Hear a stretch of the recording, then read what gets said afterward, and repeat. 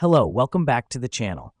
Today, we'll walk through how to create filters to view overdue tasks in Todoist, your ultimate guide for 2025. Let's jump right into it. First, open up your Todoist app and click on the filter icon located on the left side of your screen. This is the starting point for creating custom filters, allowing you to stay on top of your tasks and deadlines. Now that we've done that, click on the Add Filter button. A dialog box will pop up, prompting you to name your filter and specify your criteria. Let's call this filter Overdue, and in the query box, type in Overdue.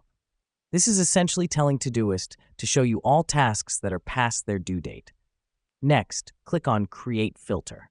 This simple action brings your custom filter to life, helping you quickly identify tasks that you've missed. The reason we do this is to streamline your work process and ensure no task slips through the cracks. It's all about efficiency and productivity. Now, let's test out our newly created filter. Head back to the main screen and click on the Overdue filter in the filters list. All your overdue tasks will be displayed, neat and tidy, ready for you to tackle. Here's what's happening behind the scenes. Todoist is using your filter parameters to sift through all your tasks and bring up only those that match your criteria.